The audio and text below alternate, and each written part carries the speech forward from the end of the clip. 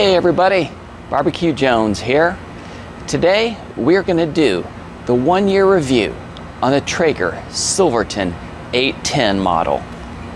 Before it gets too hot here, let's get started. I thought what we'd do today is we'd go ahead and take a look at the Traeger after a year's usage, take a little peek, see how it's looking, and then do a little bit of a cook on it. So you can see here, we are in pretty good shape after a year. We've definitely got our use out of it so far. Besides some typical wear and tear, you know, it seems to be in pretty good condition here. Let's take a look at the inside.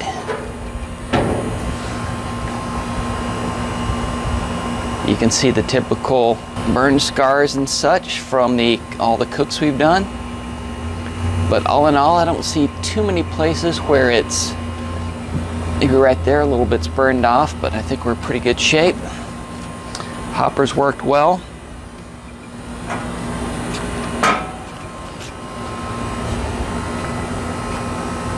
But sturdy wise, you know, I'd probably give it a 8 or 9 out of 10. I think we're looking pretty good. All right, let's take a look at our storage. In case you're not familiar with the 810, you can see I've got it stuffed in here pretty well. You can see our vents in the back. Pretty good storage. I haven't purchased any shelves for these, but you can definitely do that. There's definitely room if you wanted to purchase an additional shelf. I've got a video on shelves that I'll link here up above. You can take a look at that. Also, you can see here on the 810 we have 3 hooks in the side shelf. And what we really like about this Silverton is the D2 WiFIRE controller. I've got to say, I've really enjoyed cooking with the WiFIRE, being able to use the app to monitor the cooks, change temperatures, etc. They've got a solid algorithm, and you know, it just works. This being the 1-year review, I'll go ahead and link up above the video I did on the initial setup and unboxing, so you can go take a look at that when you have a chance. All right, back inside where it's a little cooler. And what cooks have we done on the 810? We pretty much run the gamut on all the big cooks you can think of. We've done beef ribs, we've done pork ribs, we've done brisket, we've done a pork shoulder. We've done steaks. The one thing that I'll note is, you know, can you get good grill marks on a Traeger? And, you know, using the grill grates, which I'll put a link above on that video, yes, you can. You can definitely get grill marks and sear a steak on the Traeger. I think the temperature being able to go up to 500 with the D2 WiFIRE controller is definitely a game changer. Be nice if it went up to 550 or 600, but you know, we'll take the 500 degrees for now.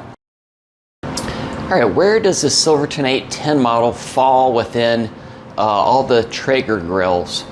So the Silverton model, and they have 2 of them. They have the 620 and the 810, and those numbers all have to do with the square inches of cooking. 620, of course, has 620 square inches, and the 810, 810 square inches of cooking space. Let's take a look at the web page for the Silverton 810. As you can see, currently the online price is $15.49.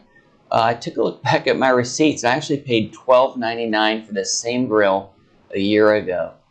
So prices have definitely gone up, almost, well, 250 bucks for sure.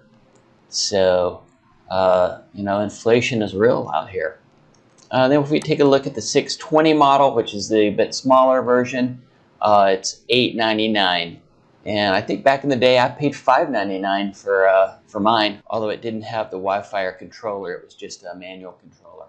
So where does the 810 kind of fit in the line of Traegers? Of course, it's Costco only, so 820 square inches of cooking at $15.49. So if you take a look at something similar, say the Pro 780, which is maybe a little bit smaller cooking space, for $9.99, and looks like the same WiFIRE controller, so that could make a difference in your purchasing decisions. But as you can see, this has the more rounded top with the smokestack instead of the kind of gas grill-ish look of the Silverton. Now, something fairly comparable, we take a look at the 885 Ironwood. Very similar price.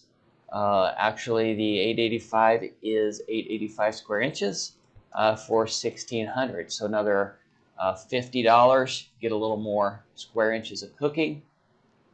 And you may even be able to get this at a better price somewhere around out there in the marketplace. So that kind of does it for the 810 comparison to the other grills.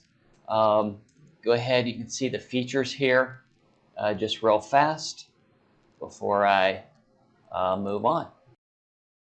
As you can see the smoke rolling off the Traeger, we're getting some good smoke on our cook here. And I was going to go ahead and show this cook, but I think for now we're at a good time here, so I'm just going to wrap up the video. So should you buy a Traeger 810 Silverton? Sure. If it's in your budget, if it's in your styling, if that's what you like, I'd say go for it. It's a shame that prices are up a bit. That's how we face things right now. I can't really get into comparing it to other types of grills. You know, I haven't ever used the others, so I'm not going to get into that type of comparison, but I'll just say that the Silverton has been solid for me. It's been a solid cooker, and it's done the job. So I'm going to give it a thumbs up. I'll keep cooking here. I'll keep putting out some other videos, and we'll keep testing. And we all want to keep getting better because we're all jonesing for some barbecue.